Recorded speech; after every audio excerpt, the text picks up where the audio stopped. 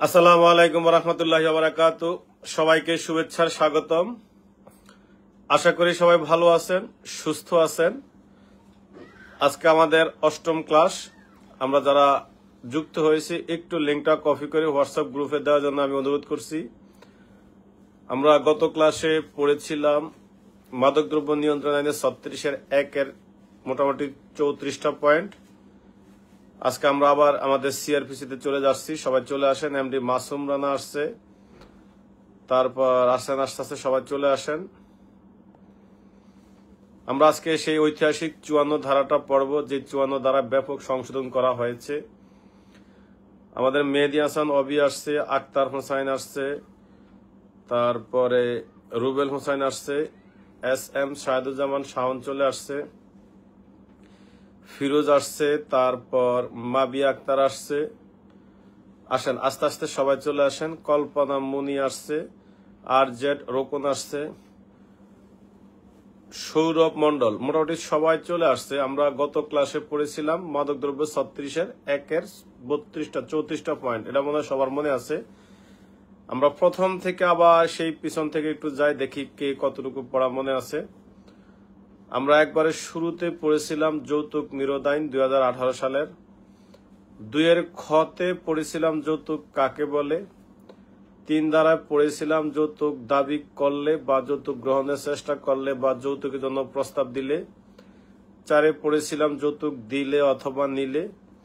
5-এ পড়েছিলাম যৌতুক সংক্রান্ত সকল দলিল দস্তাবেজ যা আছে সব আদালতে বা আইনে অগ্রহণযোগ্য। আমরা 6-এ পড়েছিলাম যৌতুক আইনে যদি কেউ কারো বিরুদ্ধে মিথ্যা মামলা করে তার শাস্তি। তারপর যদি আমরা সিআরপিসিতে যাই, আমরা 4-এর টতে পড়েছিলাম অনুসন্ধান, ঠতে পড়েছিলাম তদন্ত, 4-এর চতে পড়েছিলাম আমলযোগ্য অপরাধ, 4-এর 1-এর ঢাকা ডতে পড়েছিলাম আমলের অযোগ্য অপরাধ। আমরা 42 ধারায় পড়েছিলাম পুলিশ অফিসার এবং ম্যাজিস্ট্রেট যদি জনসাধারণের কাছে সাহায্য দাবি করে তাহলে সাহায্য করতে বাধ্য। 42-এর কতে পড়েছিলাম গ্রেপ্তারের ক্ষেত্রে। 42-এর খতে পড়েছিলাম আইন শৃঙ্খলা ও সরকারি সম্পত্তি রক্ষার ক্ষেত্রে। আমরা 43-এ পড়েছিলাম জনসাধারণ কর্তৃক যদি সাহায্য দাবি করে তাহলে সাহায্য করলে করতে পারে। 44-এ পড়েছিলাম কতিপয় আমলযোগ্য অপরাধের সংবাদ জনসাধারণ, পুলিশ অফিসার এবং ম্যাজিস্ট্রেটকে জানাইতে বাধ্য। 45-এ কে কি জানাবে সেটা নিয়ে বলেছিলাম, যে গ্রাম প্রধান, হিসাব নবিশ, চেয়ারম্যান, মেম্বার যারা আছে তাদেরকে নিয়ে। আমরা 46-এ পড়েছিলাম গ্রেপ্তার। 46-এর 1 থেকে 53 পর্যন্ত গ্রেপ্তারের পদ্ধতি। আবার 46-এর নতুন ধারা যোগ হয়েছে, 46-এর ক, 46-এর খ, 46-এর গ, 46-এর গহ, 46-এর ও। এগুলোতে আমরা পড়েছিলাম যে গ্রেপ্তার করার ক্ষেত্রে আমাদের পুলিশ অফিসারের করণীয় কি, আমাদের বর্জনীয় কি, বা আইনগত আসামির অধিকারগুলো কি কি আছে, এই বিষয়গুলো নিয়ে। তার ভিতরে 46-এর কয়ে যে 2 নম্বর পয়েন্ট, গ্রেপ্তারের ক্ষেত্রে কাগজ তৈরি করতে হবে, কাগজে তার কারণগুলো লিপিবদ্ধ করতে হবে, মেমোরান্ডাম তৈরি করতে হবে। এই মেমোরান্ডামটা আমি আজকে হোয়াটসঅ্যাপ গ্রুপে পোস্ট করেছি, আপনারা দেখেছেন যে গ্রেপ্তারের ক্ষেত্রে যে কি কি মেমোরান্ডাম থাকতে হয়। এছাড়াও আমরা মাদকের পড়েছিলাম 36-এর 1-এর, আফিম সংক্রান্ত বিষয় পড়েছিলাম 5-6, কোকেন নিয়ে পড়েছিলাম 7-8, ইয়াবা নিয়ে পড়েছিলাম 9-10, ফেন্সিডিল নিয়ে পড়েছিলাম 13-14, গাঁজা গাছ নিয়ে হইলো 18, গাঁজা নিয়ে হইলো 19, গাঁজা খাইলে হইলো 21, অ্যালকোহল পাওয়া গেলে 24, অ্যালকোহল খাইলে কি হইলো 25, ওষুধ হিসেবে খাইলে অপরাধ হবে না 26। 32 আমরা পেয়েছিলাম বাংলা মদ, যেগুলো পচই তারই বলা হয়। 33-এ পেয়েছিলাম ঘুমের ওষুধ। 34-এ পেয়েছিলাম সীসা বা লবণ। এই ছিল মূলত আমাদের এই কয়েকদিনের অ্যাচিভমেন্ট। সবাই কি এতটুকু পর্যন্ত আমরা পারি, মনে আছে?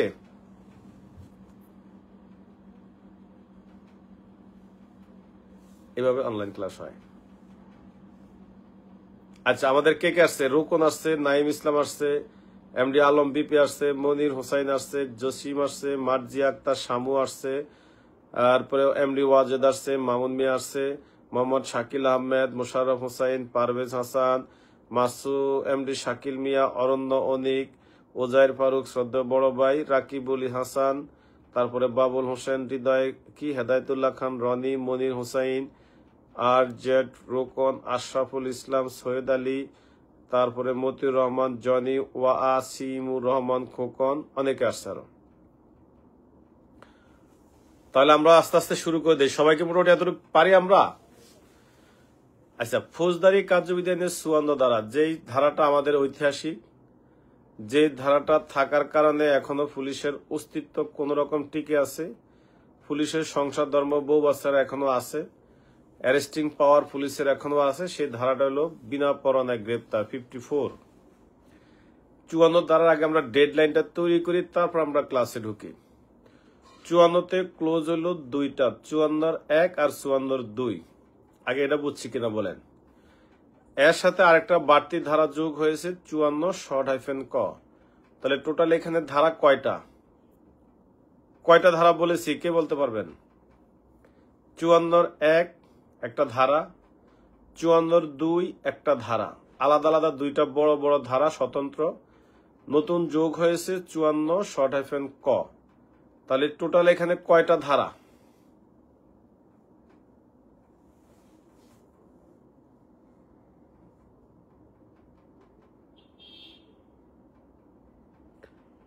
একটু আমাকে বলেন 54তে কয়টা ধারা? মানে 54 ধারা টোটাল এখানে কয়টা? কিরে মাহমুদা, তুই ক্লাসে আসিস কি জন্য? তো কালকে একদিনে ক্লাস করে আর আসার কথা না, তার মানে কি ক্লাস কি তোর ভালো লাগছে নাকি? আচ্ছা, একটু দেখি। আমরা এতদিন জেনেছি 54 দ্বারা ক্লোজ হইল 9টা, বা নতুন যোগ হয়েছে 2টা, 11টা। না না, এটা ভুল তথ্য জেনেছেন। 54তে ক্লোজ হলো 2টা, 54(1), 54(2). আর নতুন আরেকটা ধারা হয়েছে 54(ক). তাহলে মূলত 54 আর 54(ক) দুইটা ধারা। এর মধ্যে 54(1) আর 54(2) দুইটা ক্লোজ, আর 54(ক) হইলো আলাদা একটা স্বতন্ত্র ধারা। তাহলে 54তে ক্লোজ হলো দুইটা, 54(1) আর 54(2). 54(1)-এ যে ক্লোজ আছে, এই 1-এর ভিতরে 11টা ক্ষেত্রে পুলিশ বিনা পরোয়ানায় গ্রেপ্তার করতে পারে, যেটা আগে 9টা ছিল। আগে 54(1)-এর ভিতরে 9টা পয়েন্ট ছিল, কখনো 54(1)-এ 9টা ক্লোজ ছিল না। ওখানে লেখা আছে, মূল বইতে দেখবেন যে প্রথমত, দ্বিতীয়ত, তৃতীয়ত, চতুর্থত, এইভাবে লেখা আছে। তাহলে আমরা, এটা আমার কাছে যারা পুরাতন ছাত্র তারা জানে, 54(1)-এ গত বছর এটা পড়িয়েছিলাম। এবার 54(2) একটা ধারা যোগ হয়েছে, আর 54(ক) একটা বাড়তি ধারা। তার মানে 54তে দুইটা ক্লোজ, 54(1), 54(2). আর নতুন একটা বাড়তি ধারা, সেটা হলো 54(ক). এই এতটুকু কথা আমার আপনারা বুঝতে পেরেছেন কিনা বলেন? তাহলে আপনাকে যদি কেউ প্রশ্ন করে যে 54 ধারায় ক্লোজ কয়টা, কে বলতে পারবেন 54 ধারায় ক্লোজ কয়টা? এটা হলো 1 নম্বর প্রশ্ন। এখন আমি আপনাদেরকে করেছি যে আমার সামনে যদি এমসিকিউ পরীক্ষা হয়, আমি এই প্রশ্নটা করব। 54 ধারায় ক্লোজ কয়টা, কে বলতে পারবেন?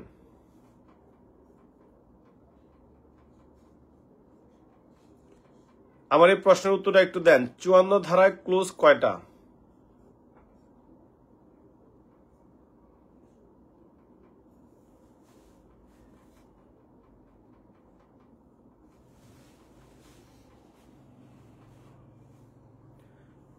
ওই যে বিপি মেহেদি হাসান শুভ বলছে 3টা। না না, 54 ধারায় ক্লোজ হলো 2টা। একটা হলো 54(1), একটা হলো 54(2). তাহলে 54 ধারায় ক্লোজ হলো 2টা। ওই যে আর যে রকম পাকনামি করে কি বলতেছে আন্দাজি। 54 ধারায় ক্লোজ হলো 2টা, 54(1) আর 54(2). 54 ধারায় ক্লোজ হলো 2টা। আর আরেকটা বাড়তি ধারা এখন যোগ হয়েছে 54(ক). 54(ক), তার মানে 54 দ্বারা ক্লোজ 2টা, 54(1), 54(2). তাহলে আরো যদি মূল ধারায় যাই, তাহলে 54 একটা ধারা, 54(ক) একটা ধারা, দুইটা ধারা। 54, 54(ক) এখানে মূল ধারা হলো 2টা। এই 54-র ভিতরে ক্লোজ আছে 2টা, 54(1), 54(2). এই 54(1), 54(2) যে দুইটা ধারা আছে, দুইটা ক্লোজ আছে, এই দুইটা ক্লোজের মধ্যে 54(1)-এর ভিতরে হলো 11টা পয়েন্ট। আগে 9টা ছিল, এখন 11টা পয়েন্ট। নুরু ভাই, আপনি কতটুকু বুঝছেন? আপনারা বলতেছি। তার মানে এই ভুলটা আগে আমাদের ভাঙতে হবে। 54 ধারা হইলো একটা 54 ধারা, এটা ক্লোজ দুইটা, 54(1), 54(2). আর 54 শর্ট হাইফেন ক এটা আলাদা একটা ধারা। এই 54তে যে দুইটা ক্লোজ 54(1), 54(2), এই 54(1) ভিতরে পয়েন্ট আগে ছিল 9টা শর্ত ছিল। এখন এটা সরকার দুইটা মানে আপনাকে যোগ করে এখন হয়েছে 11টা। তাহলে 54(11) ভিতরে পয়েন্ট হইল 11টা। এটা কি বুঝতে পারছি?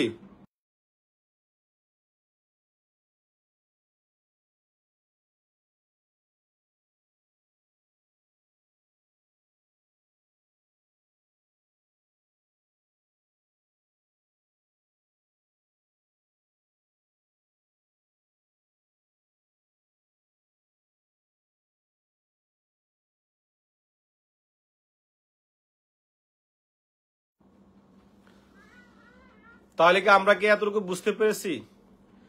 আমাদের এমডি আলম বিপি বলছে স্যার প্রথমত দ্বিতীয়ত না লিখে যদি ক্রমিক নাম্বার 1, 2, 3 দিয়ে লিখলে হবে কিনা? না, হবে না। বইতে যেভাবে আছে ঠিক সেভাবে লিখতে হবে। প্রথমত, দ্বিতীয়ত, তৃতীয়ত এইভাবে লিখবেন। তাহলে পড়া পরে আগে আমরা সেটআপটা বুঝি, তারপরে পড়ায় ঢুকবো। তাহলে 54 ধারায় ক্লোজ হলো দুইটা, 54(1), 54(2). আর আরেকটা বাড়তি ধারা আছে 54 শর্ট হাইফেন ক। ওকে, ফাইন, এগুলো এটা। এই 54 যে 1 যে ক্লোজ, এই 1-এর ভিতরে পয়েন্ট আছে 11টা। ওইখানে বইতে লেখা আছে প্রথমত, দ্বিতীয়ত, তৃতীয়ত, চতুর্থত, পঞ্চমত, ষষ্ঠমত, সপ্তমত, অষ্টমত, নবমত, দশমত, একাদশ। এই টোটাল 11টা পয়েন্ট আছে। এই আমি এখন পর্যন্ত 54 ধারা নিয়ে যা বলেছি, এই এতটুকু পর্যন্ত আপনারা বুঝতে পেরেছেন কিনা? যদি বুঝতে পেরে থাকেন তাহলে আমাকে বলেন যে স্যার বুঝতে পেরেছি। ওই যে আর যে রোকন লিখেও দিয়েছে, এই যতটুকু পড়াইছি এতটুকু একটা প্রত্যেকে কমেন্ট করেন যে আপনারা বুঝতে পেরেছেন কিনা।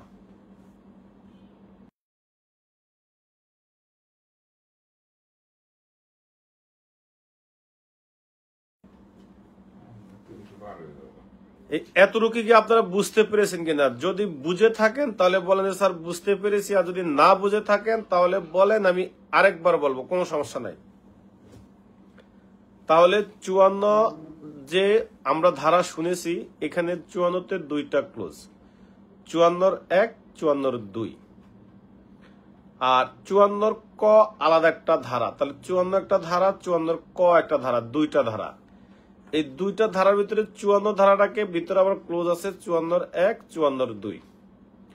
এই 54(1)-এর ভিতরে পয়েন্ট আছে 11টা। এটা মনে আমি একবার ভালোভাবে বলেছি। আমার মনে হয় কারো মানে যদি সে ক্লাসের দিকে মনোযোগ থাকে, তার অন্যদিকে মানে মনোসংযোগ না রেখে আমার দিকে রাখে, তাহলে আমার মনে হয় সে বুঝতে পেরেছে আমি কি বলেছি। তাহলে 54 এই এখন 1-এর ভিতরে যে 11টা পয়েন্ট আছে, আমরা 11টা পয়েন্টই পড়ব। এই 11টার মধ্যে 9টা ছিল আমাদের পুরাতন, 2টা সরকার নতুন করে যোগ করেছে। যোগ করে যে খুব বেশি আমরিক পরিবর্তন করেছে বিষয়টা এরকম না। সবচেয়ে মানে কি বলবো, এটাকে হতাশাজনক কথাই বলা চলে যে আমাদের ইতিপূর্বে পূর্বপুরুষরা, আমাদের ইতিপূর্বে যে সমস্ত ব্রিটিশ ছিল, যে সমস্ত আগে যারা পূর্বস্থলী হিসেবে যারা ছিল, তারা যে আইনগুলো তৈরি করে দিয়ে গিয়েছে, মূলত এই আইনগুলোতে তেমন কোনো পরিবর্তন করার কোনো সুযোগ নাই। জাস্ট ওখানে আরো যুগের সাথে তাল মিলিয়ে কিছু কথা যুক্ত করা হয়েছে, এতটুকুই। তার মানে আগে আমাদের 9টা যে পয়েন্ট ছিল, সেই 9টা পয়েন্টে বলবৎ আছে। এখন শুধু যুক্ত হয়েছে আপনার 2টা ধারা। সেটা নিয়ে আমি এখন কথা বলবো বলে আমি 11টা মিলিয়ে দিচ্ছি, একবারে সহজ। তাহলে আমরা এখন পড়ব 54(1)-এর ভিতরে যে 11টা পয়েন্ট আছে, এই 11টা পয়েন্ট নিয়ে। একেবারেই সহজ। 54(1)-এ আগে কি পড়েছেন সেগুলো মাথা থেকে বাদ দিয়ে দেন। এখন আমি যেটা বলি সেটা শুনেন। ফৌজদারি কার্যবিধি আইনের 54(1) ধারা মোতাবেক পুলিশ অফিসার যে সকল ক্ষেত্রে ম্যাজিস্ট্রেটের অনুমতি ছাড়া একজন ব্যক্তিকে বিনা পরোয়ানায় গ্রেপ্তার করতে পারে, তা হইল নিম্নরূপ। কি লিখবেন আমি আবার বলি।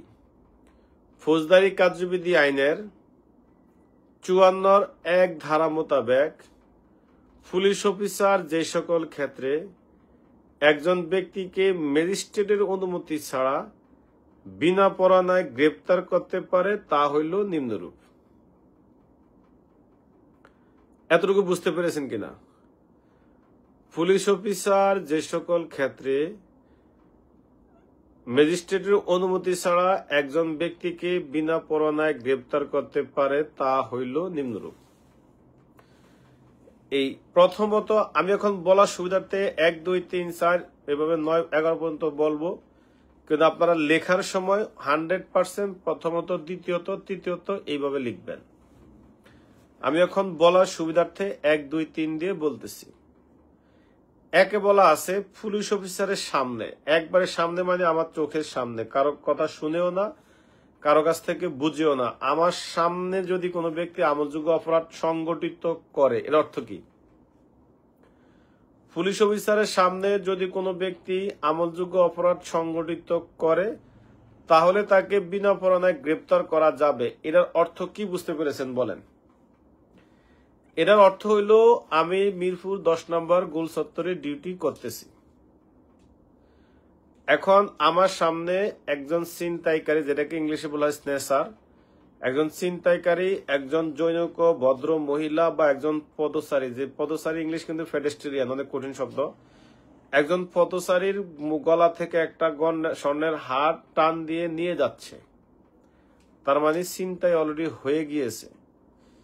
এই লোকটাকে আমি বিনা পরোয়ানায় গ্রেপ্তার করতে পারবো 54(1) 1 নম্বর পয়েন্টে। অথবা আমার সামনে যদি কেউ কোনো ব্যক্তি একটা মার্ডার করে, একটা ডাকাতি করে, একটা দস্যুতা করে, একটা দর্শনের মতো ঘটনা ঘটায়, মানে সোজা কথা হলো সে যদি একটা আমলযোগ্য অপরাধ করে, আমার সামনে করেছে, আমি দেখেছি, তাহলে পুলিশ অফিসারের সামনে যদি কোনো ব্যক্তি আমলযোগ্য অপরাধ সংগঠিত করে তাহলে তাকে বিনা পরোয়ানায় গ্রেপ্তার করা যাবে। 1 নম্বর কি ক্লিয়ার?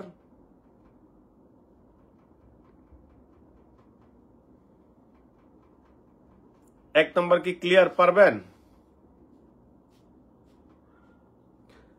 তাহলে একে আমরা পেয়েছি যে পুলিশ অফিসারের সামনে যদি কোনো ব্যক্তি আমলযোগ্য অপরাধ সংগঠিত করে তাহলে পুলিশ অফিসার ওই ব্যক্তিকে বিনা পরোয়ানায় গ্রেপ্তার করতে পারে। এটা হলো 54(1) 1 নম্বর কথা। এই 1-এর সাথে মিল রেখে 3-এ আবার বলা আছে যে পুলিশ অফিসারের নিকট যদি কোনো ব্যক্তি আমলযোগ্য অপরাধ করেছে বলে যুক্তিসঙ্গতভাবে সন্দেহ মনে হয়, যেটা আমরা ইতিপূর্বে আগে 54(1) নম্বর পয়েন্টে পড়ে আসছি। মানে এখন আচ্ছা, আগে কি পড়েছি এটা বাদ, নতুন যেটা আছে সেটা নিয়ে আলোচনা করি। তাহলে আমরা 54(1) 1 নম্বর পয়েন্টে পেয়েছিলাম আমলযোগ্য অপরাধ সংগঠিত করলে একে, আর 3-এ বলা আছে আমলযোগ্য অপরাধ করেছে বলে যুক্তিসঙ্গতভাবে সন্দেহ হইলে। পারবেন? একজন বলছে ডিউটি ছাড়া যদি আমার সামনে কেউ অপরাধ করে তাহলে কি তাকে 54(1) মোতাবেক তাকে গ্রেপ্তার করতে পারবো কি না? অবশ্যই আপনি পারবেন। জনসাধারণ যদি 59(1) পারে আপনিও পারবেন, কোনো সমস্যা নাই।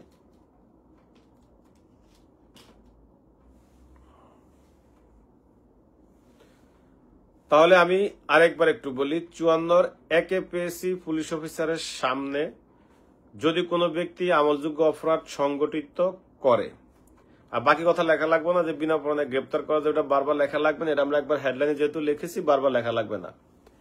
আর 3-এ পেয়েছি পুলিশ অফিসারের কাছে যদি যুক্তিসঙ্গতভাবে সন্দেহ মনে হয় যে কোনো ব্যক্তি আমলযোগ্য অপরাধ করেছে তাহলে তাকেও বিনা পরোয়ানায় গ্রেপ্তার করা যাবে। তাহলে 1 আর 3-এর মধ্যে পার্থক্য হইল, 1-এ বলেছে যে আমলযোগ্য অপরাধ সংগঠিত করেছে, আর 3-এ বলেছে আমলযোগ্য অপরাধ করেছে বলে যুক্তিসঙ্গতভাবে যদি সন্দেহ হয়। এই 1, 3 পারবেন কিনা বলেন? পারবেন 1, 3? 1 আর 3 এই 3টার মধ্যে, এই 2টা ধারার মধ্যে কনস্টেবল কি গ্রেপ্তার করতে পারবে 54 ধারার মতে? আমি বলেছি পুলিশ অফিসার ম্যাজিস্ট্রেটের অনুমতি ছাড়া বিনা পরোয়ানায় গ্রেপ্তার করতে পারবে। তার মানে বাংলাদেশ পুলিশের কনস্টেবল থেকে আইজি পর্যন্ত সবাই পারবে। যেখানে পদের কথা উল্লেখ থাকবে না সেখানে সবাই পারবে, এটা মাথায় রাখবেন। যেখানে কোনো পদের কথা উল্লেখ থাকবে না সেখানে সবাই পারবে। এই লোকটা কে বারবার মেসেজ দিচ্ছে? আচ্ছা, একজন বলছে তার অ্যাড করার তো সুযোগ নাই। তাহলে এতটুকু আমরা পারি।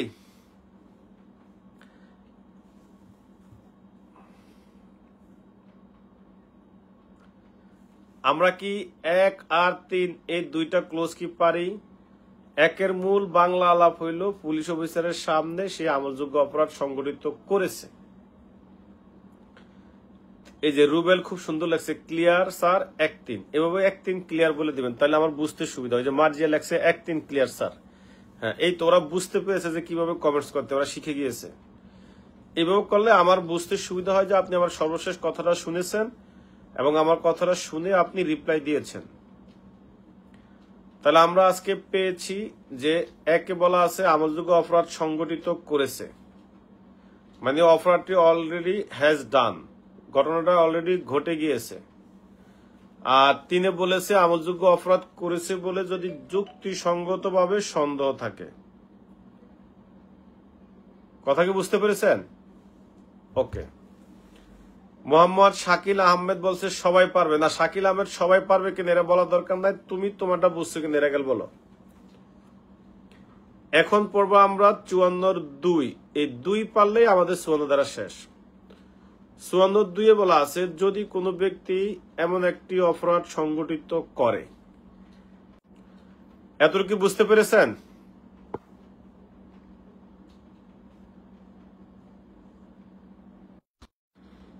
আমি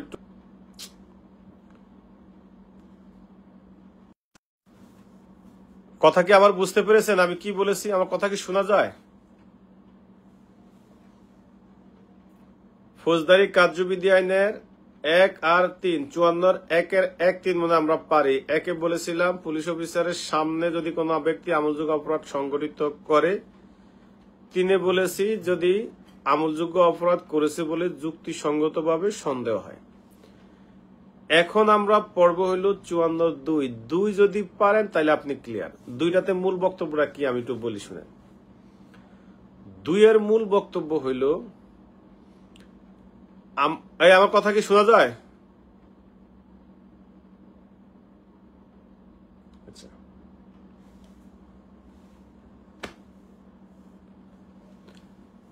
2 এর মূল বক্তব্য হইল আমি একটা অপরাধ তদন্ত করতেছি আদালতের পক্ষ থেকে। মশামারি রাখেন।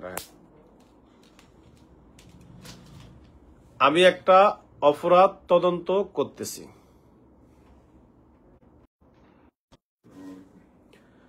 আমি একটা অপরাধ তদন্ত করতেছি। এই অপরাধটা তদন্ত করতে গিয়ে আমার সকল ধরনের সাক্ষ্য প্রমাণের ভিত্তিতে আমি দেখতেছি এই লোকটা এই অপরাধটার সাথে জড়িত এবং তার যে অপরাধটা তার শাস্তি সর্বোচ্চ 7 বছর পর্যন্ত হবে। এই লোকটা যে অপরাধ করেছে এই অপরাধের শাস্তি সর্বোচ্চ কত বছর হবে? 7 বছর পর্যন্ত হবে। তাহলে আমি এই তদন্তের একটা পর্যায়ে গিয়েও এই লোকটাকে বিনা পরোয়ানায় গ্রেপ্তার করতে পারবো। আর যদি তাকে আমি গ্রেপ্তার না করি তাহলে আবার কেন তাকে গ্রেপ্তার করে না এই বিষয়ে আবার কারণ দর্শাইতে হবে। আমি কিন্তু এখন 54-2 পড়তেছি। তাহলে 54-2 বলা আছে যদি কোনো ব্যক্তি এমন কোনো অপরাধ সংগঠিত করে যে অপরাধের শাস্তি সর্বোচ্চ 7 বছর পর্যন্ত হবে এবং এই অপরাধ করেছে বলে যদি পুলিশ অফিসারের কাছে পর্যাপ্ত সাক্ষ্য প্রমাণ থাকে তাহলে পুলিশ অফিসার এই ব্যক্তিকে বিনা পরোয়ানায় গ্রেপ্তার করতে পারবে। একবার শুধু শুধু হুতাশে দাঁড়া তৈরি স্যার, কিছুই না। তার মানে 1 আর 3, এই 1-এ ছিল হইলো আমলযোগ্য অপরাধ সংগঠিত করেছে, 3 হইলো আমলযোগ্য অপরাধ করছে বলে যদি সন্দেহ হয়, মাঝখান থেকে 2-এ ঢুকাইছে যে যদি কোনো ব্যক্তি এমন কোনো অপরাধ সংগঠিত করে যে অপরাধের শাস্তি সর্বোচ্চ 7 বছর এবং তার এই অপরাধের সাথে সকল ধরনের সাক্ষ্য প্রমাণ রয়েছে, তাহলে এই ব্যক্তিকেও পুলিশ অফিসার বিনা পরোয়ানায় গ্রেপ্তার করতে পারবে। 54(2) কি ক্লিয়ার বুঝতে পেরেছেন?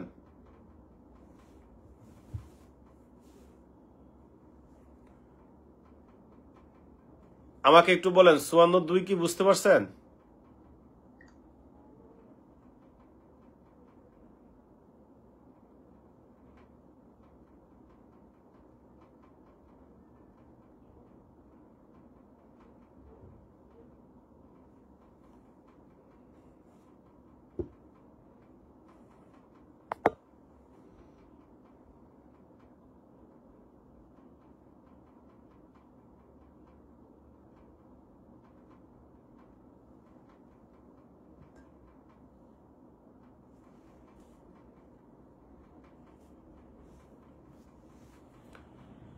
তাহলে 54(2) এর মূল বাংলা আলাপটা হইল যে ব্যক্তির বিরুদ্ধে যুক্তিসঙ্গত অভিযোগ আছে। এর অর্থ কি? এর অর্থ হইল আমার গাছের আমার ধরেন না গরুটা একটা লোক চুরি করে নিয়ে গেছে, বা একটা ব্যক্তি এমন কোন অপরাধ করেছে যার বিষয়ে আমি আদালতে বলেন থানায় বলেন যে কোনো জায়গায় একটা অভিযোগ দাখিল করেছি। তাহলে কোন ব্যক্তির বিরুদ্ধে যদি যুক্তিসঙ্গত অভিযোগ থাকে, এটা বুঝছেন কিনা? তাহলে কোন ব্যক্তি, এই যে শাহাবুদ্দিন লেখছেন স্যার আরেকটু বুঝিয়ে বললে ভালো হইতো, আরেকটু বুঝিয়া কোনটা বলবে সেটা তো আমাকে কমেন্টস করে বলতে হবে, যে 2 দ্বারাটা একটু বুঝিয়ে বলেন, বা 3 দ্বারাটা একটু বুঝিয়ে বলেন, 7 দ্বারা একটু বুঝিয়ে বলেন, তাইলে হয়। আহমেদ জাভেদ বলছে ক্লিয়ার স্যার, তবে স্যার ফেসবুক লাইভ থেকে জুম ক্লাস নিলে ভালো হয় না স্যার? না না, এটাতে ভালো হয়, জুমে ভালো হয় না। তাহলে আবার একটু আসি, 54(2) বলা আছে যে যদি কোনো ব্যক্তির বিরুদ্ধে এমন কোনো যুক্তিসঙ্গত অভিযোগ থাকে, একটা ব্যক্তির বিরুদ্ধে যুক্তিসঙ্গতভাবে একটা অভিযোগ আছে, অথবা একটা ব্যক্তি যে অপরাধটা করেছে সেই বিষয়ে পর্যাপ্ত সাক্ষ্য প্রমাণ রয়েছে, এবং সে যে অপরাধটা করেছে এই অপরাধের শাস্তি যদি সর্বোচ্চ 7 বছর পর্যন্ত হয়, তাহলে পুলিশ অফিসার তাকে বিনা পরোয়ানায় গ্রেপ্তার করতে পারবে। একবার সিম্পল বাংলা আলাপে বলে দিয়েছি আমি। তাহলে কি দাঁড়াইলো? আমি একটা অপরাধ সংগঠিত করেছি, এটা আমি কারোর সামনেও করি নাই, আমার এটা যুক্তিসঙ্গত কোনো সন্দেহ নাই, কিন্তু একটা অভিযোগ আছে, এবং এই অভিযোগটা তদন্তকালে দেখা গেছে যে আসলে আমার বিরুদ্ধে পর্যাপ্ত সাক্ষ্য প্রমাণও রয়েছে, এবং আমি যে অপরাধটা করেছি এটা শাস্তি সর্বোচ্চ কত বছর পর্যন্ত? 7 বছর পর্যন্ত হবে। এই ক্ষেত্রে আজকে মনে রাখবেন 2 বছরের নিচে কোনো অপরাধ করলে বিনা পরোয়ানায় গ্রেপ্তার করা যায় না। 2 বছর থেকে মৃত্যুদণ্ড পর্যন্ত যে অপরাধগুলো হয় এগুলোকে বলা হয় আমলযোগ্য অপরাধ। 0 থেকে 2 বছর পর্যন্ত যেটা, সেটা হলো আমলের অযোগ্য অপরাধ। এটা মাথায় রাখবেন। তাহলে যদি আমি এখন পড়াইতেছি 54(1)(2) নম্বর পয়েন্ট, যে যদি কোনো ব্যক্তির বিরুদ্ধে যুক্তিসঙ্গত কোনো অভিযোগ থাকে, অথবা তার এই অপরাধের প্রেক্ষিতে যুক্তিসঙ্গতভাবে সাক্ষ্য প্রমাণ থাকে, এবং পুলিশ অফিসারের কাছে যদি মনে হয় যে তার এই অপরাধটির শাস্তি 7 বছর পর্যন্ত হবে, তাহলে পুলিশ অফিসার তাকে বিনা পরোয়ানায় গ্রেপ্তার করতে পারবে। একটা সিম্পল কথা, ফেসানোর দরকার নাই।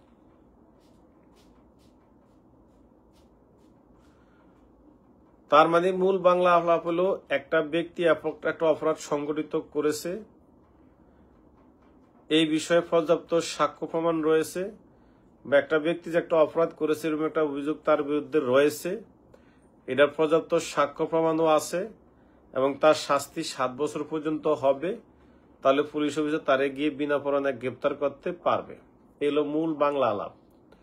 54(1)(1)(2)(3) আমরা কি পারি? তাহলে 54(1)-এ পেয়েছি পুলিশ অফিসারের সামনে যদি কোনো ব্যক্তি আমলযোগ্য অপরাধ সংগঠিত করে। 3-এ পেয়েছি পুলিশ অফিস যুক্তিসঙ্গতভাবে, মানে কোনো ব্যক্তি আমলযোগ্য অপরাধ করেছে বলে যদি যুক্তিসঙ্গতভাবে সন্দেহ হয়।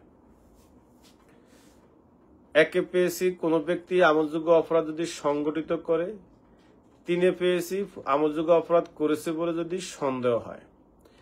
মাঝখান দিয়ে 2 ঢুকছে যে কোনো ব্যক্তির বিরুদ্ধে এমন একটা অভিযোগ রয়েছে যে অভিযোগের প্রেক্ষিতে সাক্ষ্য প্রমাণও আছে এবং তার অপরাধটি শাস্তি হবে 7 বছর পর্যন্ত কারাদণ্ড। তাহলে এই ব্যক্তিকেও পুলিশ অফিসার বিনা পরোয়ানায় গ্রেপ্তার করতে পারবে।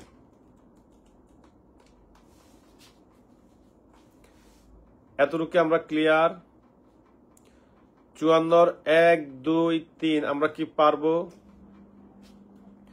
তাহলে 54 1 পেয়েছি আমলযোগ্য অপরাধ সংগঠিত করেছে। 2 পেয়েছি কোন ব্যক্তির বিরুদ্ধে এমন একটা অভিযোগ আছে। এখানে কিন্তু আমলযোগ্য শব্দটা বলা হয় নাই, বলা হয়েছে কোন ব্যক্তির বিরুদ্ধে যদি এমন কোন অভিযোগ থাকে যে অভিযোগের প্রেক্ষিতে সাক্ষ্য প্রমাণ রয়েছে। তাহলে করিম নামক একটা ছেলে রহিমা নামক একটা মেয়ের সাথে ধরেন না এমন একটা অপরাধ করেছে, ধরেন এটা হলো একবারে দুজনের সম্মতিতে শারীরিক সম্পর্ক করেছে। এখন করিম আর এই মেয়েটাকে বিয়ে করবে না, কিন্তু এই বিষয়ে মেয়ের কাছে পর্যাপ্ত সাক্ষ্য প্রমাণ আছে, মেয়ে একটা অভিযোগ দাখিল করেছে। এই অভিযোগের প্রেক্ষিতে যদি পর্যাপ্ত সাক্ষ্য প্রমাণ থাকে তাহলে সেটা আদালত থেকে ওয়ারেন্ট ইস্যু হওয়ার আগে পুলিশ অফিসার ওই করিমকে গিয়ে গ্রেপ্তার করতে পারবে। এটা বুঝছেন কিনা? তাহলে পুলিশ অফিসারের সামনে পাইলাম হইল 54 1 1 নাম্বার। 2 পাইছি কারোর বিরুদ্ধে যদি এমন কোনো অভিযোগ থাকে এবং এই অভিযোগের প্রেক্ষিতে যদি সাক্ষ্য প্রমাণও থাকে এবং তার অপরাধটি যদি সর্বোচ্চ 7 বছর পর্যন্ত হয় তাইলে তার বিনা পরোয়ানায় গ্রেপ্তার করা যাবে। 3 পেয়েছি যদি কেউ আমলযোগ্য অপরাধ করছে বলে যুক্তিসঙ্গতভাবে সন্দেহ হয়। পারবেন? 4 নম্বরে পাইছি কোন ব্যক্তির নিকট যুক্তিসঙ্গত কারণ ছাড়া গড় ভাঙ্গার জিনিসপত্র পাওয়া গেলে। রাত্রিবেলা চেকপোস্ট ডিউটি করতেছেন, হঠাৎ করে একটা ট্রাকের সিগন্যাল দিচ্ছেন, থামছে। জিজ্ঞাসা করছেন কোথায় যাবেন, বলছে আমরা সামনে যাব, আমরা তিতাস কোম্পানিতে চাকরি করি, গ্যাসের লাইন ঠিক করতে। তাদের কাছে গ্যাসের তার কাটার মতো ওই কাটার পাইছেন, শাবল পাইছেন, বিভিন্ন যন্ত্রপাতি পাইছেন, রেঞ্জ পাইছেন এবং তারা যে গ্যাস কোম্পানিতে চাকরি করে তাদের ভোটার ওই তিতাস কোম্পানির আইডি কার্ডও পেয়েছেন। আলটিমেটলি আপনি এটাও জেনেছেন যে আজকে এলাকায় গ্যাস নাই, ওখানে গ্যাসের সমস্যা হয়েছে। তার মানে এদের কাছে যে জিনিসপত্রগুলো আছে এগুলো যৌক্তিক এবং তারা সবকিছু তাদের বৈধ, তারা যেতে পারবে। তার আধা ঘন্টা পরে আবার চেকপোস্ট ডিউটি করার সময় আপনি একটা গাড়িকে সিগন্যাল দিয়েছেন, দেখছেন যে এক একটা লোকের চেহারা ছবি এক এক রকম, তাদের বডি ল্যাঙ্গুয়েজ এক একদের এক এক রকম। তাদেরকে জিজ্ঞাসা করছেন আপনারা কোথায় যাবেন, তারা এক একজনে এক এক রকম উত্তর দেয়, কেউ যুক্তিসঙ্গত উত্তর দেয় না, কিন্তু তাদের কাছে এই ডাকাতি করার মতো গড় ভাঙ্গার জিনিসপত্র আছে। তাহলে এই যে এদের কাছে এগুলো পাইছেন, এগুলো যুক্তিসঙ্গত কারণ ছাড়া তারা রাখছে, তাদেরকে আপনি বিনা অপরাধে গ্রেপ্তার করতে পারবেন। এটা হলো আগে ছিল 2, এখন নতুন রাতে হয়ে গেছে 4। তাহলে 4 পেলাম যুক্তিসঙ্গত কারণ ছাড়া কারো কাছে গড় ভাঙ্গার জিনিসপত্র পাওয়া গেলে। গড় ভাঙ্গার সরঞ্জাম লেখেন না, সরঞ্জাম বানান অনেক কঠিন, এটা ভুল করবেন। লেখেন যে যুক্তিসঙ্গত কারণ ছাড়া গড় ভাঙ্গার জিনিসপত্র পাওয়া গেলে। এটা হলো 4। 5 হলো সরকার কর্তৃক ঘোষিত কোন অপরাধীকে। আপনারা অবশ্যই জেনেছেন যে আজ থেকে 1-1.5 বছর 2 বছর আগে ঢাকা সদরঘাটের যে কোর্ট আছে সেখান থেকে 2 জন জঙ্গিকে গুলি করে নিয়ে পালিয়ে গেছে। পরবর্তীতে স্বরাষ্ট্র মন্ত্রণালয় থেকে ঘোষণা দেওয়া হয়েছিল যে এই লোকগুলোকে যদি ধরে দিতে পারে তাহলে 5 লক্ষ টাকা করে পুরস্কার দেওয়া হবে। তাহলে এই যে 2টা লোককে ধরে দিতে পারলে 5 লক্ষ টাকা পুরস্কার, এখানে কিন্তু বলে না যে শুধু জনসাধারণ ধরে দিলে পুরস্কার, তার মানে বলছে যে কেউ, তার মানে পুলিশ ধরতে পারলে পুলিশও পাবে। তাহলে এই টাইপের অপরাধী যদি পুলিশ অফিসারের সামনে পড়ে সে কি তার বিনা অপরাধে গ্রেপ্তার করতে পারবে না? অবশ্যই পারবে। এজন্য 5 হবে সরকার কর্তৃক ঘোষিত কোন অপরাধীকে। মন থাকবে? তাহলে 1 পেয়েছি আমলযোগ্য অপরাধ সংগঠিত করলে, 2 পেয়েছি অপরাধ করেছে বলে সাক্ষ্য প্রমাণ থাকলে আর অপরাধটা 7 বছর শাস্তি হইলে, 3 পেয়েছি আমলযোগ্য অপরাধ করেছে বলে যদি সন্দেহ হয়, 4 পেয়েছি গড় ভাঙ্গার জিনিসপত্র, 5-এ পেয়েছি সরকার কর্তৃক ঘোষিত অপরাধী। এখন আমরা পড়বো 6 বলা আছে কারো কাছে যদি চোরাই মাল পাওয়া যায়। 6 চোরাই মাল, 6 বানান স দিয়া, চোরাই মাল বানান স দিয়া। তাহলে 6 হইল কারো কাছে যদি চোরাই মাল পাওয়া যায়, যুক্তিসঙ্গত কারণ ছাড়া যদি কোনো ব্যক্তির নিকট বা কারো কাছে যদি চোরাই মাল পাওয়া যায়। পারবেন? এই 6 চোরাই মাল যদি মিলে তাহলে বাকিগুলা মিলবে, নাহলে মিলবে না। তাহলে 6 পেয়েছি চোরাই মাল পাওয়া গেলে। এই 6 পর্যন্ত পারি কিনা? পড়া কি বেশি কঠিন হয়ে গেছে? আমরা কি এই 6 পর্যন্ত পারি?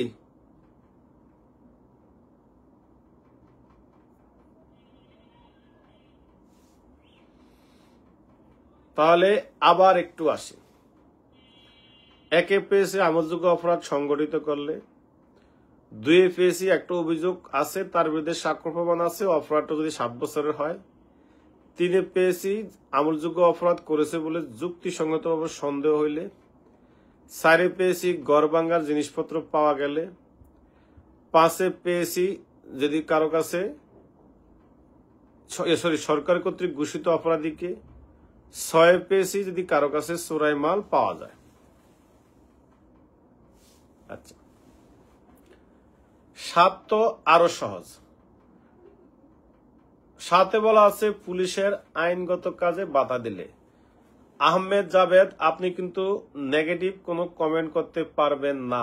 আমার এখানে কেউ যদি নেগেটিভ কমেন্ট করে তাকে কিন্তু গ্রুপ থেকে বের করে দেওয়া হয়। আপনি কমেন্টস করেছেন যে মাথায় কিছু ঢুকে না স্যার। এই কমেন্টের অর্থ দিয়ে আপনি নিজেকে যে একজন দুর্বল স্টুডেন্ট বা নিজেকে যে একজন পরাজিত সৈনিক সেটা তো প্রমাণ করেছেন। যারা মনোযোগ সহকারে পড়তেছে তাদের মোরালটা আপনি ডাউন করেছেন। আপনার মাথায় ঢুকে না তার মানে এই না যে অন্য কারো জনের মাথায় ঢুকবে না। আপনি যেটা পারেন না দেখে যে অন্য কেউ পারবে না, বিষয়টা এরকম না। আপনি যেটা পারেন না দেখে যে অন্য কেউ এটা বুঝবে না বা পারবে না, বিষয়টা এরকম না। অতএব কারো যদি কেউ না পেরে থাকেন ধৈর্য সহকারে অপেক্ষা করেন, ধৈর্য সহকারে লেগে থাকেন। কিন্তু আমি তো এখন কাউকে জিজ্ঞাসা করি না যে আপনাদের কারো মাথায় ঢুকছে কিনা। তাতে এই ধরনের কমেন্ট করে কারো মোরাল ডাউন করা যাবে না। আপনার মাথায় যদি না ঢুকে আমাকে পার্সোনালি মেসেজ দিয়ে বলেন স্যার এটা আমার মাথায় ঢুকে না, সমাধান আছে, কিন্তু সবার সামনে ওপেন প্ল্যাটফর্মে এই কথা বলা যাবে না। আপনি পজিটিভ কমেন্ট করতে হবে, সবাইকে পজিটিভ ভাবে সাহস দিতে হবে। এর আগে একটু পড়াইতেছি, পড়ানোর মাঝখান দিয়ে আপনি বলছেন যে স্যার জুমে ক্লাস করানো যায় কিনা। তার মানে আপনার ক্লাসের প্রতি মনোযোগ কম, আপনার ধৈর্য শক্তি কম।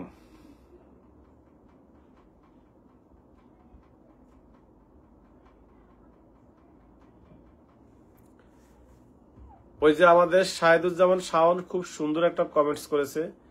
ও লেখছে স্যার সবকিছুই আগের মতোই আছে, শুধু প্রথমটারে ভেঙে 3 ভাগ করা হয়েছে তাই 11টা হয়েছে। Absolutely right. আগে 9টা ছিল, একটা ভেঙে 3টা করা হয়েছে, বাকি সব ব্যবসা আগের মতো আছে। যেটা 2-এ ছিল সেটা চলে গেছে 4-এ, যেটা 3-এ ছিল সেটা চলে গেছে 5-এ, যেটা 4-এ ছিল সেটা গেছে 6-এ, যেটা 5-এ ছিল সেটা গেছে 7-এ,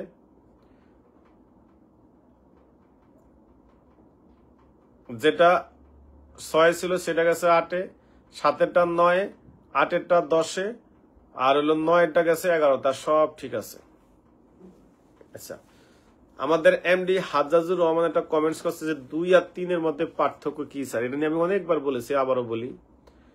2 আর 3-এর মধ্যে পার্থক্য হলো 2 এর 3-এ বলা আছে একটা ব্যক্তি আমলযোগ্য অপরাধ করছে বলে আপনার কাছে যুক্তিসঙ্গতভাবে সন্দেহ হয়। কিরকম? একটা লোক একটা ছিনতাই করে দৌড় দিতেছে, সবাই বলতেছে ধর ধর ধর। তখন আপনি তাকে ধরলেন এবং সবাইকে জিজ্ঞাসা করলেন কি হয়েছে। সবাই বললো স্যার এই লোকটা ছিনতাই করে দৌড় দিছে বা মার্ডার করে দৌড় দিছে। আপনি দেখলেন তার কাছে পিস্তল আছে, কিন্তু সে কিন্তু গুলি আপনার সামনে করে নাই, মার্ডার কিন্তু আপনার সামনে করে নাই, কিন্তু আপনার কাছে যুক্তিসঙ্গতভাবে সন্দেহ হয়েছে যে আসলে লোকটা আমলযোগ্য অপরাধ করেছে। আপনি 54(3)-এ তাকে গ্রেপ্তার করতে পারবেন, 54(1)-এর 3 নম্বর পয়েন্টে। আর 2 নম্বর পয়েন্ট হলো একটা ব্যক্তির বিরুদ্ধে যুক্তিসঙ্গত একটা অভিযোগ আপনার কাছে আছে, আপনি তদন্তকালে দেখেছেন, আপনার সাক্ষ্য প্রমাণও আছে, এবং তার অপরাধটা 7 বছরের জন্য তাকে আপনি বিনা পরোয়ানায় গ্রেপ্তারও করতে পারবেন। হাজাজুর রহমান, আপনি আমাকে কালকে দিনের বেলা 10টা করে ফোন দিন, আমি আবার বুঝিয়ে বলবো, সমস্যা নাই। আর ওই যে কি রাফলেসিয়া নিয়ে রোনালদো, আপনি তো লেট করছেন আবার কান্নাকাটির কমেন্টস করতেছেন, তাহলে তো হইল না।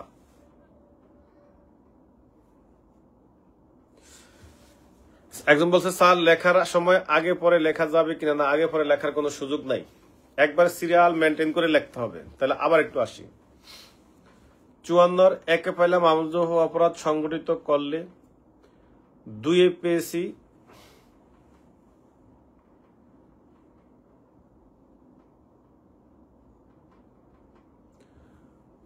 পেয়েছি একটা অভিযোগ আছে এবং এই সংক্রান্তে সাক্ষ্য প্রমাণ আছে, অপরাধটা যদি 7 বছরের হয়। 3-এ পেয়েছি হইল আমরা আমলযোগ্য অপরাধের সাথে জড়িত সন্দেহজনক ব্যক্তিকে। 4-এ পেয়েছি গড়ভাঙ্গা সরঞ্জাম। 5-এ পেয়েছি চোরাই মাল। 5-এ পেয়েছি হলো সরকারে কর্তৃক ঘোষিত অপরাধীকে। 6-এ পেয়েছি যদি কারো কাছে চোরাই মাল পাওয়া যায়। 7-এ পেয়েছি পুলিশের আইনগত কাজে বাধা দিলে। 8-এ হইল সামরিক বাহিনী থেকে পলায়ন করলে। 8-এ বলা আছে সামরিক বাহিনী থেকে পলায়ন করলে। 8-এ বলা আছে সামরিক বাহিনী হইতে পলায়ন করলে। 9-এ বলা আছে যেই সামরিক বাহিনী থেকে পলায়ন করলে। 9-এ বলা আছে যেই কাজটা দেশে করলে অপরাধ, এরকম কাজ বিদেশ থেকে করে দেশে আসলে। তার মানে দেশে খুন করলে অপরাধ, আপনি এটা বিদেশে একটা খুন করে যদি দেশে চলে আসেন। দেশে ডাকাতি করলে অপরাধ, আপনি বিদেশে একটা ডাকাতি করে দেশে চলে আসছেন। দেশের নামাজ কালাম পড়লে অপরাধ না, আপনি ভ্যাটিকান সিটিতে গিয়েছেন, সেখানে গিয়ে নামাজ কালাম পড়েছেন, ওই দেশের নামাজ কালাম পড়া এটা অপরাধ, কিন্তু ওই দেশে কাজটা করে আপনি দেশে চলে আসছেন, এটা অপরাধ হবে না। তার মানে যেই কাজটা দেশে করলে অপরাধ, এরকম কাজ বিদেশে করে যদি দেশে চলে আসেন, আপনাকে বিনা পরোয়ানায় গ্রেফতার করতে পারবে। এটা হলো 54(9)। যে কাজটি দেশে করলে অপরাধ, এই কাজটি বিদেশে করে দেশে আসলে। 54 ধারণা নিয়ে সবার একটু কষ্ট হবে পড়তে, মুখস্থ করতে, কিন্তু কিছু করার নাই। আমি কালকেও ক্লাস করাবো, কিন্তু এটা মনে রাখতে হবে। আগে যখন 9টা পয়েন্ট ছিল তখন আমি খুব সুন্দর করে সহজ সূত্র দিয়ে পড়াইছি, 1 মিনিটে সবাই পেরে গেছে। এখন আমি যে পড়াইতেছি আমারই কষ্ট হইতেছে, কিন্তু খবরদার কেউ কোনো নেগেটিভ মন্তব্য করা যাবে না। আমরা পারবো, আমাদেরকে পারতেই হবে, না পড়ার কোনো সুযোগ নাই।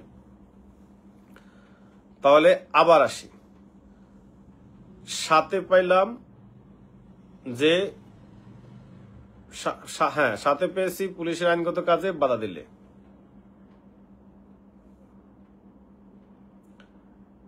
8-এ পেয়েছি সামরিক বাহিনী থেকে পলায়ন করলে। 9-এ পেয়েছি যেই কাজটা দেশে করলে অপরাধ, সেই কাজটা বিদেশে করে দেশে আসলে। আমাদেরকে একজন প্রশ্ন করেছে যে স্যার যেই কাজটা মানে কি? এই কাজটা বলতে বুঝাইছে আমাদের দেশে যদি চুরি করেন, ডাকাতি করেন, ছিনতাই করেন, প্রতারণা করেন, ধর্ষণ করেন, রাহাজানি করেন, এই কাজগুলো আমাদের দেশে অপরাধ। এই সেম অপরাধগুলো যদি আপনি বিদেশে করে দেশে আসেন, এটাকে বোঝানো হয়েছে। এটা হইল 54(1)-এর 9 নম্বর পয়েন্ট। 10-এ হইল অত্র আইনের 565-র 3 ধারার শর্ত লঙ্ঘন করলে। এটা আমি বুঝে বলি, নাইলে বুঝবেন না। আচ্ছা, অত্র আইন বলতে কি বুঝাইছে? অত্র আইন বলতে ফৌজদারি কার্যবিধি আইনকে বোঝানো হয়েছে। 565-র 3 ধারার শর্ত লঙ্ঘন মানে কি? 565-র 3 ধারা বলতে বোঝানো হয়েছে, আপনার কেউ কি সিঙ্গাম সিনেমা দেখছেন? বহু আইন পড়াইছি, একটু গল্প করি। সিঙ্গাম সিনেমা দেখেছেন? ওখানে অজয় দেবগন থাকে হইল নায়ক। ওই সিনেমাতে আদালত একজন ভিলেনকে একটা শর্ত দিয়ে মুক্তি দেয়। শর্তটা হইল প্রতি সোমবারে সে আইসা থানায় এসে স্বাক্ষর করবে, নিজের বাড়ি ব্যতীত এক রাত্র কোথায় থাকতে পারবে না। যদি সে তার বাসস্থান পরিবর্তন করে তাহলে অবশ্যই থানাকে অবগত করতে হবে। এই শর্তগুলো দিয়ে তাকে মুক্তি দেওয়া হয়। এটা 565(3) বলা আছে। কিন্তু এই শর্তটা যদি কেউ লঙ্ঘন করে তাহলে আপনি গিয়ে তাকে 54(9) দ্বারা ক্ষমতা বলে 10 দ্বারা ক্ষমতা বলে তাকে আপনি বিনা পরোয়ানায় গ্রেপ্তার করতে পারবেন। বুঝতে পেরেছেন? তাহলে 54(1)(10) নম্বরে বলা আছে যে অত্র আইনের 565(3) ধারা শর্ত যদি কেউ লঙ্ঘন করে তাহলে তাকেও বিনা পরোয়ানায় গ্রেপ্তার করা যাবে। 565-তে কি শর্ত আছে সেটা আমি মাত্র বলেছি, যে যদি কোনো ব্যক্তিকে মুক্তি দেওয়া হয় জামিনে অথবা অন্য কোনো শর্তে, এই শর্তটা সে যদি লঙ্ঘন করে তাহলে আবার তাকে 54(10)-এ গ্রেপ্তার করা যাবে। 1(10) নম্বর পয়েন্টে শর্তগুলো বলা আছে যে তাকে প্রতি সপ্তাহে একদিন থানায় এসে হাজিরা দিতে হবে, সে তার নিজের বাসস্থান পরিবর্তন করতে পারবে না, বাসস্থান পরিবর্তন করলে অবশ্যই থানাকে অবগত করতে হবে, সে এক রাত্র এই নিজের বাড়ি ছাড়া অন্য কোথাও কাটাইতে পারবে না। এই ধরনের শর্ত বলা আছে। পারবেন?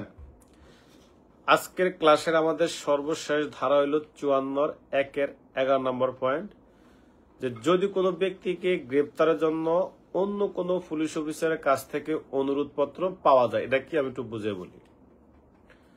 আপনার একটা অপরাধ করেছেন রমনা থানায়, আপনার দেশের বাড়ি হলো চাঁদপুর জেলার হাজীগঞ্জ থানা। আমার দিয়ে বলে আমি অপরাধ করেছি ঢাকার রমনায়, আমার নিজ জেলা হলো চাঁদপুরের হাজীগঞ্জ থানা। ঢাকা আমার বিরুদ্ধে রমনা থানায় মামলা হয়েছে, ওয়ারেন্টও রমনা থানায় আসছে, কিন্তু আমি এখন হাজীগঞ্জে চলে গিয়েছি। এখন প্রশ্ন হলো হাজীগঞ্জ থানা পুলিশের কাছে কি আমি কোনো অপরাধ করেছি? না। এখন রমনা থানার যে ওসি যদি হাজীগঞ্জ থানার অফিসার ইনচার্জকে আমার এই ওয়ারেন্টের কপি পাঠিয়ে দিয়ে অনুরোধ করে যে এই নামক লোকটা আপনার গ্রামের অমুক জায়গায় আছে, তারে গ্রেপ্তার করেন, তাহলে হাজীগঞ্জের ওসি আমার এই যে রমনা থানার ওসির যে অনুরোধ পাইছে এই অনুরোধের প্রেক্ষিতে আমার এসে বিনা পরোয়ানায় গ্রেপ্তার করতে পারবে। দুঃখিত, এই কথাটাই বলা আছে 54(1)(11)-তে, যে কাউকে গ্রেপ্তার করার জন্য যদি অপর কোনো পুলিশ অফিসারের কাছ থেকে অনুরোধ পত্র পাওয়া যায়। এখন আমার কথা শুনেন, এই যে আপনি আমার কাছ থেকে 11টা পয়েন্ট পড়লেন, আপনাকে আমার এই ক্লাসে বসে মুখস্থ করে দেওয়ার দায়িত্ব কিন্তু আমার না। আমার দায়িত্ব হলো এগুলা বুঝিয়ে দেওয়া, আমার দায়িত্ব হলো আপনার মাথায় এরা সেভ করে রাখার দায়িত্ব আমার। কিন্তু কিছু কিছু পড়া আছে যেগুলো একটু নিজ দায়িত্ব, একটু পড়ে প্রচুর প্র্যাকটিস করে আয়ত্তে আনতে হয়। যেহেতু এই আইনটা এবার নতুন অ্যাড হয়েছে, প্রথম 2টা ধারা হওয়ার কারণে সবগুলা ধারা পিছ নামে গেছে, এই জন্য একটু পড়তে হবে। নাইলে 54 যে 9টা পয়েন্ট পড়েছি এগুলা কিন্তু 3 থেকেই শুরু হয়েছে, নতুন কিছু নাই। তাহলে আমরা 1-এ পেয়েছি আমলযোগ্য অপরাধ সংগঠিত করলে, 2-এ পেয়েছি কারোর বিরুদ্ধে অভিযোগ থাকলে, অপরাধটা 7 বছর হলে, সাক্ষ্য প্রমাণ থাকলে, 3-এ পেয়েছি আমলযোগ্য অপরাধ করছে বলে যদি সন্দেহ হয়, 4-এ পেয়েছি গড়ভাঙ্গা জিনিসপত্র, 5-এ পেয়েছি সামরিক সরকার কর্তৃক ঘোষিত অপরাধী, 6-এ পেয়েছি চোরাই মাল, 7-এ পেয়েছি পুলিশের কাজে বাধা, 8-এ পেয়েছি সামরিক বাহিনী থেকে পলাতক, 9-এ পেয়েছি যে কাজটা দেশে করলো অপরাধ এরকম কাজটা বিদেশে করে দেশে আসলে, 10-এ পেয়েছি অত্র আইনের 565(3) দ্বারা শর্ত লঙ্ঘন করলে, 11-তে পেয়েছি কাউকে গ্রেপ্তার জন্য অন্য কোনো পুলিশ অফিসার কাছ থেকে যদি অনুরোধ পত্র পাওয়া যায়। কথা কি বুঝতে পেরেছেন? এটা একটু কষ্ট করে পড়েন, একটু প্রচুর প্র্যাকটিস করবেন, 5-7 বার লিখবেন, দেখবেন মাথায় ঢুকে গেছে, গেট করে ঢুকে গেছে। কিন্তু গত বছর যেটা পড়াইছিলাম সেটা তো খুব সহজ। আমলযোগ্য গড়ভাঙ্গা সরকার চোরাই মাল পুলিশ সামরিক বাহিনী দেশ বিদেশ 565 অনুরোধ পত্র। যদি আমি 3 থেকে বলা শুরু করে দেখেন, 3-এ বলা আছে আমলযোগ্য, 4-এ বলা আছে গড়ভাঙ্গা, 5-এ বলা আছে সরকার, 6-এ বলা আছে চোরাই মাল, 7-এ বলা আছে পুলিশ, 8-এ বলা আছে সামরিক বাহিনী, 9-এ বলা আছে দেশ বিদেশ, 10-এ বলা আছে 565(3), 11-তে বলা আছে অনুরোধ পত্র পাওয়া গেলে। আমলযোগ্য গড়বাঙ্গা সরকার পুলিশ, আমলযোগ্য গড়বাঙ্গা সরকার, সুরাইমাল পুলিশ, সামরিক বাহিনী, দেশ বিদেশ 565 অনুরোধপত্র। 3 থেকে 11 পর্যন্ত বলছি আমি। আবার বলি 3 থেকে 11। 3 আমলযোগ্য গড়বাঙ্গা সরকার, দেখেন আমি কি বলি, আমলযোগ্য গড়বাঙ্গা সরকার, সুরাইমাল পুলিশ, সামরিক বাহিনী, দেশ বিদেশ 565 অনুরোধপত্র। 3 থেকে 11 পর্যন্ত। আর 1 বলা আছে অপরাধ করলে, আর 2 বলা আছে যুক্তিসঙ্গত অভিযোগ থাকলে। তাহলে 3 বলা আছে আমলযোগ্য, 4 বলা আছে গড়বাঙ্গা, 5 বলা আছে সরকার, 6 বলা আছে সুরাইমাল, 7 বলা আছে পুলিশ, 8 বলা আছে সামরিক বাহিনী, 9 বলা আছে দেশ বিদেশ, 10 বলা আছে 565, 3, 11 বলা আছে অনুরোধপত্র পাওয়া গেলে। আজকে আর বেশি দিব না, এতটুকুই থাকুক, যেহেতু কঠিন পড়া এতটুকু রেখে দেই। কালকে আবার এইটাই কয়েকবার পড়ানোর পর 54-2 পড়ে দিব, 54 ক পড়াবো, 55 ধারায় আমরা যাব। 55-56 এগুলো পারবেন, এগুলো সহজ। তাহলে 54-1 যে 9-11টা পয়েন্ট, এই 11টা পয়েন্ট হলো বাড়ির কাজ, একটু লিখে দিবেন। 54-11তে যে 9টা পয়েন্ট আছে, এই 9টা পয়েন্ট হলো বাড়ির কাজ। এই বাড়ির কাজটা লিখে দিবেন। আমি একটা হোয়াটসঅ্যাপ গ্রুপ খুলবো, হোমওয়ার্ক গ্রুপ। এই গ্রুপে একান্ত যারা শুধু সম্মানী পরিশোধ করেছেন তারাই যুক্ত হবেন, অন্য কেউ যুক্ত হয়ে অপমানিত হবেন না। আমি ক্লাস শেষ করার পর একটা হোয়াটসঅ্যাপ গ্রুপ খুলবো, যে গ্রুপে শুধুমাত্র যারা সম্মানী পরিশোধ করেছেন তারাই যুক্ত হবেন, অন্য কেউ হইতে পারবেন না। আমি চেক করব যে আপনি সম্মানী দিয়েছেন কিনা। না দেওয়ার পরেও যদি আপনি রিকোয়েস্ট পাঠান, অ্যাড হন, তাহলে খুব কষ্ট পাবো। ঠিক আছে? তাহলে আজকে আমাদের এতটুকুই থাকুক। ইনশাল্লাহ আবার আগামীকাল দেখা হচ্ছে। আমরা ততক্ষণ পর্যন্ত ভালো থাকি, সুস্থ থাকি। আল্লাহ হাফেজ। আচ্ছা, জসিমউদ্দিন বলছে আমার একটা কথা ছিল। জসিম বলেন আপনার কি কথা, একটু শুনি। জসিম বলছে আমার একটা কথা ছিল। জসিম আপনার কি কথা ছিল বলেন। তাহলে আমরা আবার আসি 54-1 থেকে যে 11 পর্যন্ত যে পয়েন্ট, 3 থেকে সবগুলা পারে আমি। আমলযোগ্য গড়বাঙ্গা সরকার, সুরাইমাল পুলিশ, সামরিক বাহিনী, দেশ বিদেশ 565 অনুরোধপত্র। 1 বলা আছে সংগঠিত করলে, 2 বলা আছে অভিযোগ থাকলে। তাহলে টোটাল 11 সেখানে দেখেন। একজন বলছে স্যার ক্লাস টাইম 9টা থেকে 10টায় দিলে ভালো হয়। জি না জনাব, আমি এটা 9:45-এ নিয়ে আসছি। এরপর থেকে 10টা থেকে 11টায় ক্লাস হবে, সব সময় একই টাইমে ক্লাস হবে, 10টা থেকে 11টা। 9টা থেকে 10টা করার সুযোগ নাই। আজীবন 10টা থেকে 11টা পড়ে আসছি, সামনে কয়েকদিন পর থেকে 10টা থেকে 11টায় পড়ানো হবে। তাহলে আবার আসি, আমি 11টা পয়েন্ট বলি, আপনারা করে ধরে মিলান। 1 বলা আছে আমলযোগ্য অপরাধ সংগঠিত করলে, 2 বলা আছে অভিযোগ থাকলে, 3 বলা আছে সন্দেহ, 4 গড়বাঙ্গা, 5 হলো গড়বাঙ্গা, মিলতেছে তো, 5 হলো সরকার, 6 হলো সুরাইমাল।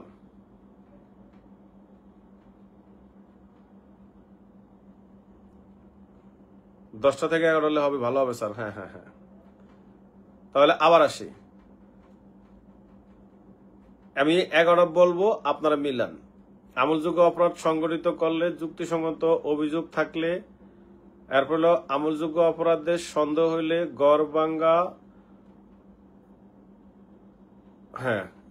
গড়বাঙ্গা, সামরিক বাহিনী, সুরাইমাল পুলিশের কাছে বাধা না, গড়বাঙ্গা সরকার কর্তৃক ঘোষিত অপরাধী, সুরাইমাল পুলিশের কাছে বাধা, সামরিক বাহিনী, দেশ বিদেশ 565 অনুরোধপত্র। আমলযোগ্য গড়বাঙ্গা সরকার, সুরাইমাল পুলিশের কাছে, আমলযোগ্য গড়বাঙ্গা সরকার, তারপরে হলো সুরাইমাল পুলিশের কাছে বাধা, সামরিক বাহিনী, দেশ বিদেশ 565 অনুরোধপত্র। তাহলে আজকে আমাদের এতটুকুই থাকুক। ইনশাল্লাহ আমরা আগামীকাল দেখা হচ্ছে। ততদিন তো ভালো থাকি, সুস্থ থাকি। আল্লাহ হাফেজ, আসসালামু আলাইকুম।